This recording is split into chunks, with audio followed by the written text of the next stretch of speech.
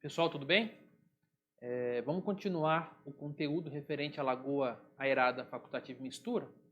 Na nossa primeira aula, a gente viu a parte de conceitos, né, fundamentos, alguns conceitos, como é que funciona, quais são o princípio de funcionamento de cada uma das duas lagoas, né, tanto a aerada facultativa quanto a aerada de mistura.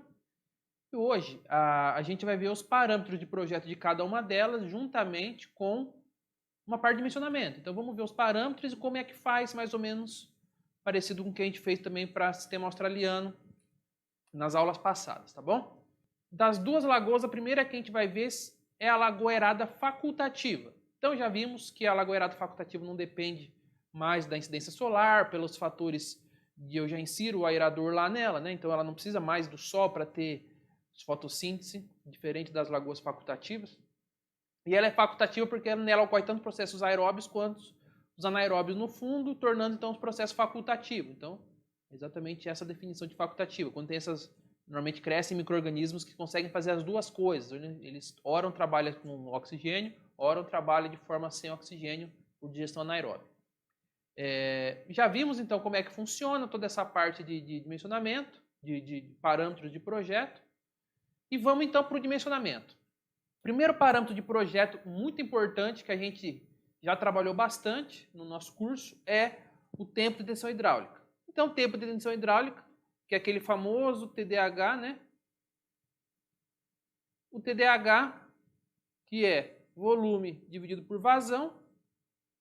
Então, o TDH sendo um parâmetro de projeto, o volume a gente consegue calcular porque a vazão sempre a gente vai ter, sempre isso vai ser um dado. Tá? Então, de novo, sempre a gente vai saber qual que é a vazão, sempre a gente vai saber qual que é as concentrações de entrada, porque isso é caracterização do efluente e ele é obrigatório a gente saber. Perfeito? Então, o primeiro parâmetro, se a gente adota um TDH, a gente tem a vazão, a gente consegue calcular o volume da lagoa, já está definido basicamente o volume do sistema. Segundo parâmetro, profundidade. Olha que interessante. Profundidade. A profundidade de uma lagoa, ela também é um parâmetro. Ela vai de 2,5 a 4 metros de profundidade. Então, se eu sei o volume calculado pelo TDH, se eu adoto uma profundidade de acordo com o parâmetro de projeto, o que eu consigo ter? Bom, a gente sabe então que o volume nada mais é do que a área da lagoa vezes a altura, né? Que essa altura aqui é exatamente a profundidade. O volume a gente já teve aqui em cima pelo TDH. O que a gente consegue calcular? A área. Definindo a área, olha que interessante, a gente consegue meio que já projetar a lagoa. Então, pensando ela em planta, né? Ó, eu teria aqui comprimento, largura e também, olhando ela em corte, né? A profundidade H. Ô Brito, mas a lagoa ela não é assim, né? A lagoa ela tem taludes. E esses taludes, eles fazem assim, né? Isso, a gente já viu naquele vídeo como é que faz para projetar com taludes, mas, o geral, a gente começa a projetar ela como esse prisma, né? Retangular, e depois a gente calcula a área, a parte do fundo, a parte do nível de água, a parte da superfície. Isso aí a gente já viu no outro vídeo, então não vou ficar mais discutindo aqui nesse vídeo, tá bom? Então, TDH ok, profundidade ok, isso já me gera a área da lagoa. Sabendo a área, com aquelas dimensões L e B que vocês já viram, a gente já consegue ter bastante coisa pronta aí com relação às dimensões da lagoa, com relação aos tamanhos das dimensões aqui da lagoa. Próximo parâmetro. Aqui é interessante. Então aqui a gente definiu algumas informações a respeito da lagoa, só que eu preciso começar agora a calcular como que meu efluente vai entrar e qual é a concentração de saída dele. E a gente já viu em facultativa, na lagoa facultativa também, que a minha saída ela se divide em dois tipos, né? Que é uma DBO solúvel e uma parcela de DBO particulada. O que seria DBO solúvel? A matéria orgânica que está dissolvida ali no líquido e tal. E a particulada? Já falamos, é resto de alga que acaba escapando, é uma bactéria que acaba escapando, essas partes sólidas, né? Que não é solúvel, que não está dissolvida, ela está em forma de partículas, ela está na fase sólida. Então, primeira coisa que a gente vai ver é como é que eu calculo essa minha DBO solúvel. Como é que a gente faz? Primeiro, ele é um reator, essa lagoa aerada, ela é uma lagoa que se comporta como um reator mistura completa e primeira ordem. Então, se ele se assemelha a um reator mistura, ele não é mistura completa, a gente já viu as definições para ser mistura e tal, mas ele se assemelha a um reator mistura. Como ele se assemelha, a gente projeta ele como se ele fosse um reator mistura. E como é que a gente faz para calcular? Com essa equação que vocês estão vendo, que o CS é igual ao CS0 dividido por 1 mais K vezes T. Ou seja, o meu CS é igual a CS0 dividido por 1 mais K vezes o T. O que é o CS0? É a DBO de entrada, sempre a gente vai ter. Já falamos isso. É a caracterização do efluente. Então, isso aqui é um dado. O que é o T? O T é meu TDH. O TDH eu já adotei ele aqui em cima. Beleza, já tenho ele. O que é o meu K? Esse K é uma constante cinética. Então tá vendo aquele ensaio cinético que a gente faz? Para que ele serve? Onde entra o K da equação cinética? Ele entra aqui. E o meu CS é a concentração solúvel de DBO do meu efluente. Então o meu CS é a concentração solúvel de DBO do meu efluente final. E quanto que é o meu valor de particulado? Então vamos lá, a solúvel está bem definida.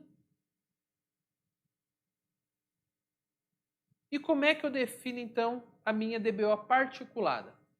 A minha DBO particulada, eu falei para vocês que ela é basicamente bactérias que estão no meu sistema, né, que é o lodo, né?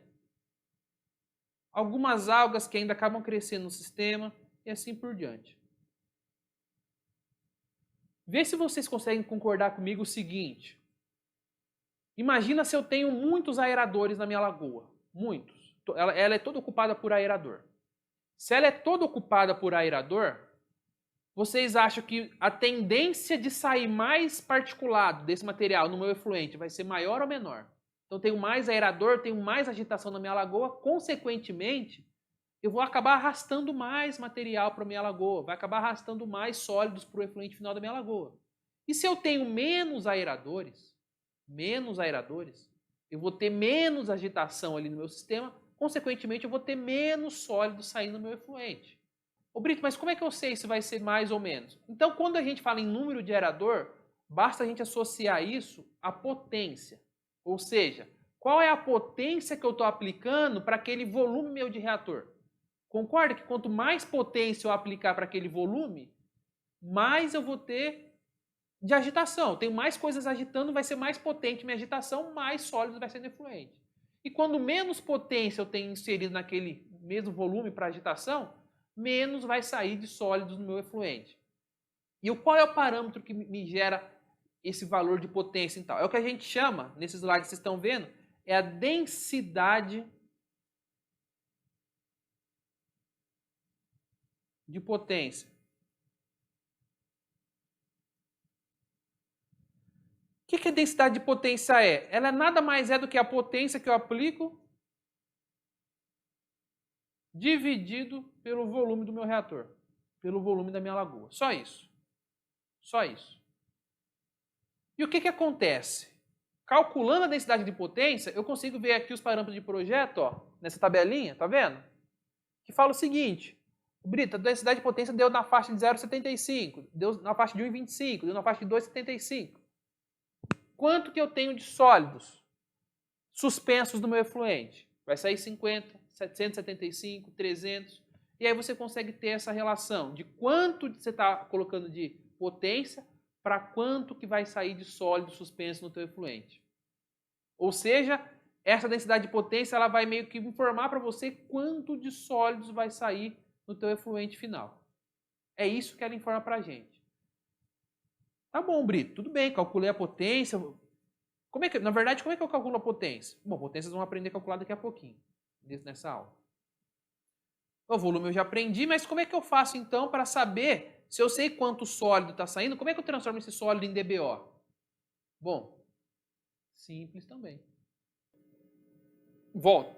Então vamos fazer um exemplo aqui com relação a como eu transformo sólido suspenso no meu efluente, concentração de sólido suspenso, em DBO particulado. Então vamos dar um exemplo. Vamos supor que a concentração de sólido suspenso no meu efluente é igual a 50 miligramas de sólido suspenso por litro. E vamos adotar uma relação, né, como vocês estão vendo ali no slide, de DBO particulado, a relação de 0,5, vai, 0,5 miligrama de DBO por miligrama de sólido suspenso. O que eu faço? É muito simples. Eu vou pegar essa relação para eu transformar ela em DBO particulada. Eu sei que meio miligrama de DBO é produzido para cada 1 miligrama de sólidos suspensos. Eu vou pegar esse valor aqui que eu defini em função da densidade de potência e vou jogar ele aqui, ó. Vou multiplicar pelo 50 miligramas de sólido suspenso por litro. O que vai me dar isso aqui? Corta miligrama de sólido suspenso com miligrama de sólido suspenso. Vai sobrar a unidade de miligrama de DBO por litro, que é a unidade de DBO particulada. Olha que interessante. Então, 0,5 vezes 50, 25 miligramas de DBO por litro. E como é que eu calculo a minha DBO total do sistema, Brito? Efluente. Então, minha DBO efluente, ela vai ser a minha DBO solúvel mais a minha DBO particulada. Quanto que é a minha DBO solúvel? A gente já viu que é o CS, que vem da cinética. E a minha particulada? A gente já viu que ela vem das relações de densidade de potência, sólido suspenso no efluente. Então ela vai ser aquela relação de minha DBO parte, né? Somando as duas, eu vou ter a minha total efluente. E como é que eu calculo a eficiência desse sistema, Brito? A eficiência vai ser igual a CS0 menos, que é a entrada, né? A minha DBO efluente. Tudo isso dividido pela minha DBO de entrada, CS0, e para transformar vezes 100, já vai dar aqui em porcentagem. Então, fazendo vezes 100 aqui, minha unidade já dá porcentagem. Tá certo? Perfeito. Ô Brito, mas eu vi que tem uma outra relação ali que é sólidos suspensos voláteis, SSV, né? Como é que eu transformo de uma para outra? Esse último item aí do slide, ó, eu consigo transformar sólidos suspensos voláteis para sólidos suspensos com essa relaçãozinha de 0,7 a 0,8. Então não tem muita dificuldade, vocês conseguem navegar aí de um lado para o outro, dependendo do parâmetro que você tiver ali para fazer o dimensionamento, né? Certo? Agora sim vai entrar na parte de potência. Vamos lá. Vamos fazer uma pergunta simples. Quanto que eu preciso de oxigênio nesse meu sistema para conseguir oxidar toda a minha matéria orgânica? Bom, se eu tenho entrando CS0 e se vai sair solúvel, né, CS, vocês concordam que a diferença é disso aqui, né, o CS0 menos o CS, isso aqui é o que vai ser removido no meu sistema?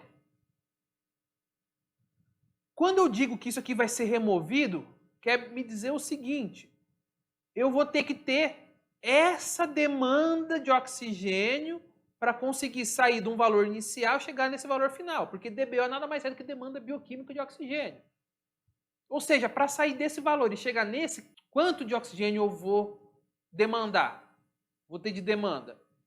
a diferença. Simples assim. Então, quanto que é, nessa minha equação ali, o meu requisito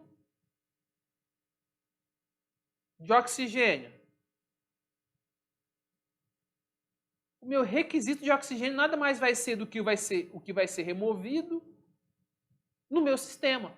Só que aí a gente faz algumas transformações para sair na unidade que a gente quer, tá? Primeiro, eu tenho que o meu requisito de oxigênio, vou escrever aqui embaixo, tá? A gente chamou de RO, meu RO vai ser igual o CS0 menos o meu CS, certo? Vezes a vazão, a gente multiplica a vazão para dar unidade de carga. Então ele vai dar unidade por tempo. Vai precisar de tanto de oxigênio por tempo, que é a unidade que a gente quer. Quantos quilodias de oxigênio e tal.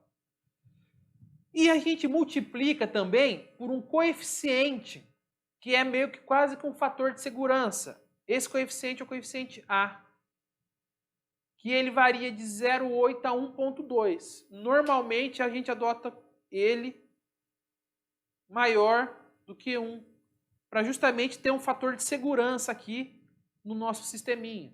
Para a gente ter, às vezes, um requisito, a gente calculou que foi necessário aqui, a gente coloca um pouquinho a mais do que é necessário para realmente garantir que não vai faltar no sistema.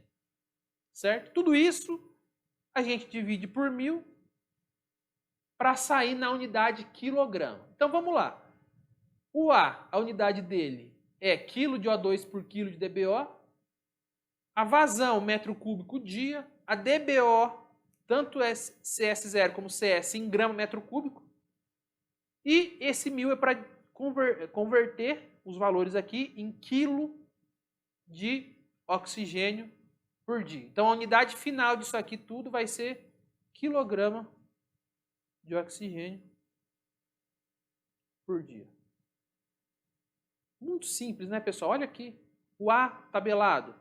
Q, vazão, unidade metro cúbico dia. CS0, CS, concentração. Se vocês pegarem numericamente, em grama metro cúbico e miligrama por litro, é o mesmo valor, tá? Numericamente. Colocou aqui, dividiu por 1000, já saiu minha unidade de quilo de oxigênio por dia. Ou seja, quantos quilos eu vou precisar por dia no meu sistema. Simples, não é, pessoal? Muito simples. Agora que vem uma parte um pouquinho mais complicada. Eu calculei quanto de oxigênio eu preciso, mas agora eu quero saber qual é a potência, porque quando a gente vê os sopradores de ar, os aeradores, a gente tem como potência, ó, esse aerador, ele tem uma potência de tantos quilowatt ou tantos cavalos. E como é que a gente transforma, então, massa de ar que eu preciso no meu sistema em potência? Para eu conseguir saber quantos aeradores eu vou ter que comprar para ser atingida aquela potência. Ali a gente chamou de potência, tá? Para você estar ali vendo, como requisito energético. Requisito energético. Isso aqui nada mais é do que a potência, tá?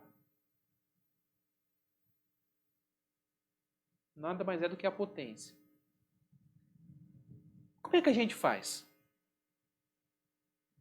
Quando eu penso em requisito energético, eu sei que eu preciso da informação do meu aerador, do sistema de aeração que eu estou adotando, de qual é a quantidade de oxigênio que esse aerador consegue fornecer para cada quilowatt-hora aplicado no sistema, de energia no sistema. Ou seja, se eu tenho no meu aerador essa informação de quantos quilogramas esse aerador consegue fornecer para cada quilowatt-hora aplicado nele, bom, se a gente tem essa informação, já está meio que resolvido, porque eu sabendo quantos quilos ele fornece por quilowatt, basta eu saber, então, qual que é a vazão de ar que eu preciso e eu consigo chegar em uma na outra. Vocês vão ver daqui a pouco como é que eu faço isso. Então, o que é importante? Todo fabricante de aerador tem que dar essa informação para a gente, que chama, que a gente vai denominar, né, de eficiência de oxigenação.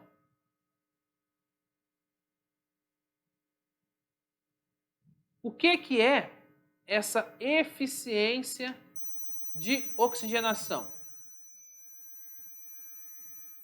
Bom, é uma informação que o fabricante vai dar para a gente falando o seguinte: esse aerador consegue fornecer tantos quilos de oxigênio para cada quilowatt-hora aplicado nele.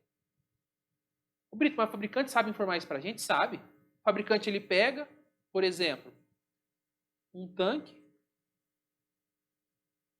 Esse tanque com água limpa, operando a 20 graus, sem nenhum oxigênio dissolvido aqui, né, com 0 de OD no início, sem salinidade, ao nível do mar, e coloca um aerador dele aqui. Então ele vai e coloca um desses aerador dele aqui. Colocou. E aí ele vai testar. Vai ligar, e isso aqui vai começar a aerar meu sistema. Feito esse teste, depois que ele finaliza, ele vai conseguir informar, olha, esse aerador aqui, ele fornece 1,2 kg de O2 por kWh. O fabricante fornece isso para a gente, tá? Isso é uma informação que a gente vai precisar ter sempre para a gente projetar potência de aerador. Tá. Ô Brito, mas existe mais ou menos de quanto varia esses valores em aeradores superficiais aí, na parte de projeto? Existe alguma referência? Existe. Está aí no slide. Esses valores usualmente variam de 1,2 até 2 kg de O2 por kWh. Ah, mas então eu posso adotar no meu projeto um valor nesse intervalo? Não. Vocês não podem adotar. Vocês vão ter que achar um catálogo e vão ter que adotar do catálogo. Aqui é só um exemplo, tá? Então vocês não vão poder adotar isso aqui. Continuando, Brito, mas ainda você não me deu unidade de potência, tá? Você só me falou. Primeiro eu calculo o requisito de oxigênio, que eu aprendi a calcular, e agora você me ensinou que cada aerador vai ter um valor de eficiência de oxigenação, certo?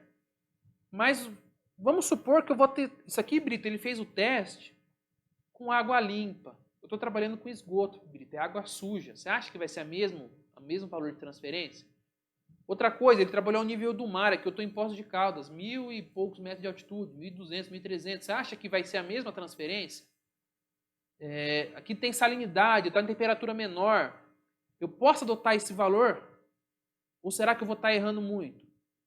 Bom, esse nome, então, que o fabricante fornece para a gente costuma denominar ele de padrão. Ou seja, aquilo que foi testado na fábrica. É o padrão que vem no catálogo. Brito, mas e no campo? No campo varia. No campo, essa eficiência de oxigenação, no campo, ela não é 100% da minha padrão, de jeito nenhum.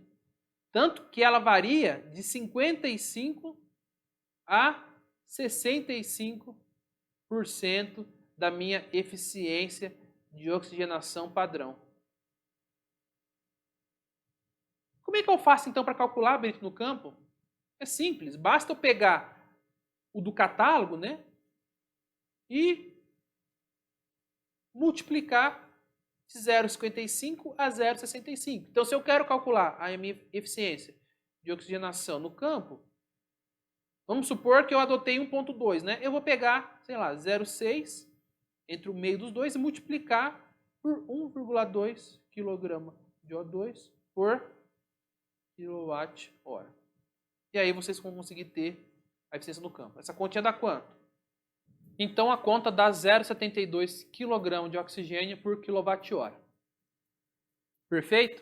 Tá, Brito, aí o que eu faço? Bom, o próximo passo é calcular a potência, não é?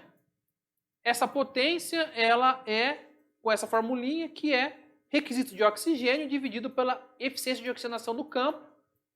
E essa eficiência de oxigenação é multiplicada por 24. Vamos entender o porquê. Coloquei aqui do lado um balanço de unidade, tá? Só para vocês terem uma noção. Requisito de oxigênio, quilograma de O2 por dia. Eficiência de oxigenação, quilograma de O2 por kWh. Aí vai sobrar o quê? Hora em cima, dia embaixo. O que eu faço? Um dia é 24 horas. E vou cortando, ó, hora com hora, dia com dia, quilo com quilo, sobra unidade de quilowatt-hora, que é a unidade de potência do nosso sistema. Se isso aqui é unidade de potência, eu consigo transformar para cavalo também. Consegue.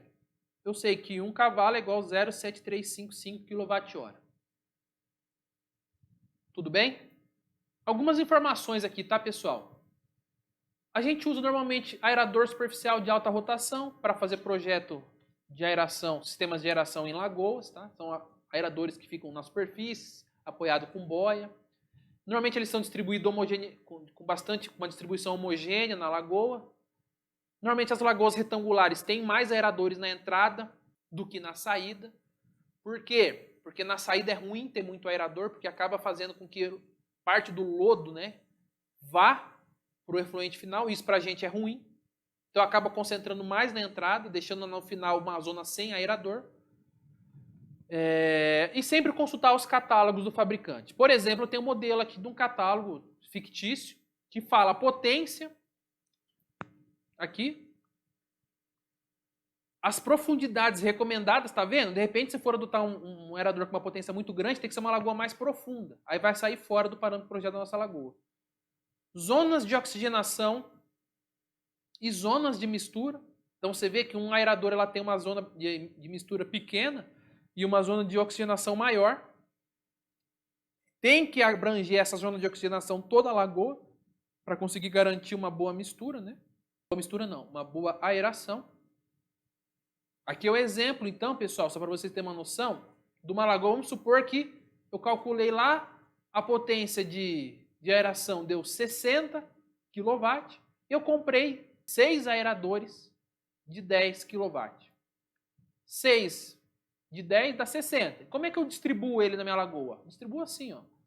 Aqui na minha entrada eu coloco os 6 primeiro e na última aqui, região final da minha lagoa, eu deixo 100. Ou seja, eu divido em 8 partes, somente nas 6 primeiras eu coloco o aerador, nas 2 últimas eu não coloco, para garantir que não vai ter sólido sendo arrastado no meu sistema. Acúmulo de lodo nesse tipo de lagoa, de 0,3 a 0,8 metro cúbico por habitante ano, e ele tem que ser removido da lagoa quando ele atingir 1/3 da profundidade. Então a gente vai sabendo quanto que ele aumenta ali por ano, vai depender do número de habitantes, e quando ele atingir 1/3 é porque está na hora de fazer a limpeza. Bom, eu vou gravar um outro vídeo, esse vídeo já ficou longo, explicando os critérios de projeto de uma lagoa aerada. Vocês vão ver que é muito semelhante de uma lagoa aerada facultativa, aerada de mistura, só tem um adicional que é a lagoa de sedimentação, tá bom? Então, quando a gente tiver a lagoa aerada de mistura, obrigatoriamente a gente vai ter uma lagoa de sedimentação. Nesse caso, de uma lagoa aerada facultativa, a gente não precisa dela. Então, num próximo vídeo, vou explicar para vocês os parâmetros de dimensionamento de uma lagoa aerada mistura, seguida de lagoa de decantação. Obrigado e até a próxima.